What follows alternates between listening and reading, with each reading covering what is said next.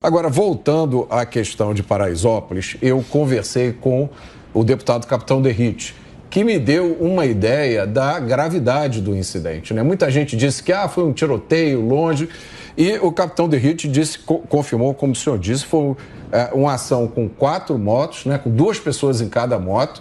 Eram criminosos armados, 2 deles já com passagem pela polícia, né, com prisão preventiva pedida pela polícia, um deles por assalto com refém à residência, e que esse criminoso também era foragido de uma saidinha do Dia das Mães de 2017. E o que morreu também tinha uma prisão preventiva pedida e negada pela justiça. Foi o que acabou morrendo na ação. E que o tiroteio foi intenso e que eles foram lá dispostos a um tudo ou nada. Que se não tivesse havido uma resposta, né, da segurança, o resultado poderia ter sido muito complicado. Que realmente aquilo ali não foi um atentado no sentido político, mas foi uma demonstração de força do crime para dizer que não aceita, né, perder o controle sobre aquela região. E aí a minha pergunta é a seguinte: as comunidades como Paraisópolis são um desafio, um desafio que foi ignorado pela maioria dos nossos políticos, né? Alguns usam aquilo, outros simplesmente fingem que não veem. Não é justo cobrar de um candidato ou de um governador recém-eleito que tem uma solução para esse problema que se arrasta há décadas. Mas o senhor teve uma experiência importante que a maioria não teve, que foi no Haiti, né? Numa situação bastante semelhante. Em que essa experiência pode ajudar o senhor? Veja, são situações diferentes, né? No Haiti você tinha uma situação de caos absoluto, de falência, de um poder político que foi destituído e um país que estava completamente sem ordem. Então, a missão de paz do Haiti tinha um primeiro objetivo de restabelecimento do poder político. E para restabelecer o poder político, a gente tinha que restabelecer a ordem. Antes de manter a paz, você tem que conquistar a paz. Você tinha uma situação semelhante no sentido do domínio territorial por facções criminosas.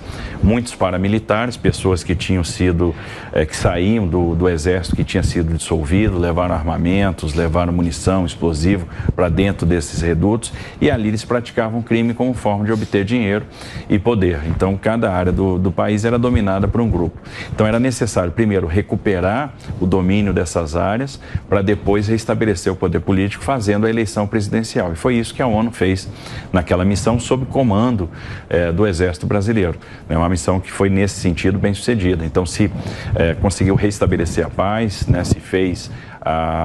As eleições aconteceram, transcorreram normalmente, tivemos um presidente eleito. Depois dessa conquista da paz, vinha muita ação social dentro de cada área dessa. Aqui você tem uma conotação um pouco diferente, porque a vida segue e você tem que ter respeito com aquelas pessoas que estão lá. Então, é uma questão super delicada, super complexa, que, por um lado, você tem que combater o crime, e tem que ter um combate duro, com estratégia, com ação, com inteligência.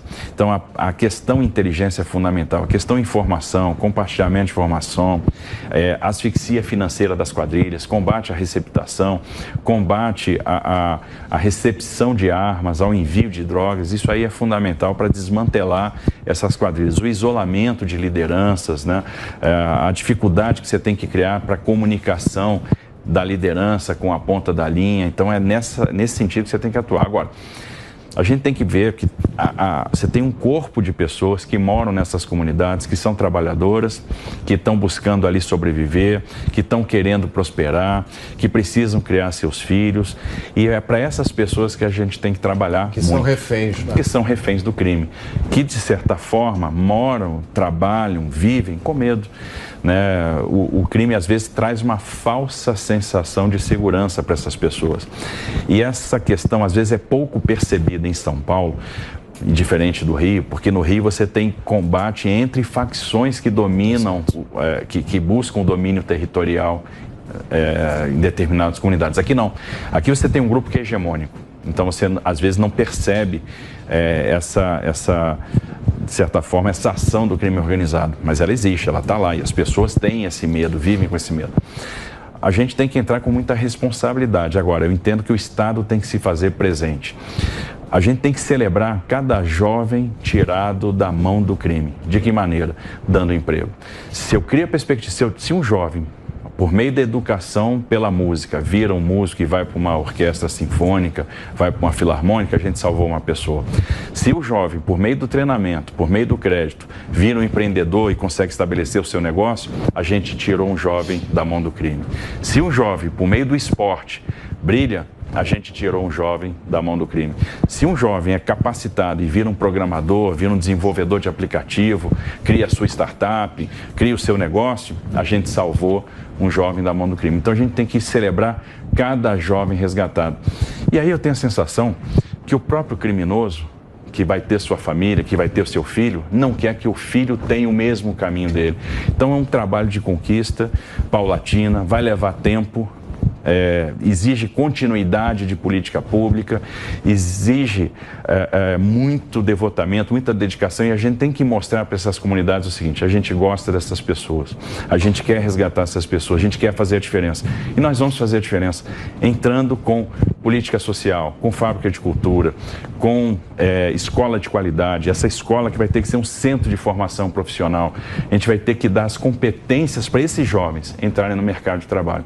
E aí nós vamos celebrar cada jovem no mercado de trabalho, cada família, cada mãe que vai ficar tranquila, porque o seu filho está trabalhando e não vai mais precisar do crime, né? Não vai mais precisar fazer bico no crime, não vai mais precisar ser olheiro ou andar na comunidade em cima de uma moto para relatar o que aconteceu ou porque alguém entrou e não foi convidado.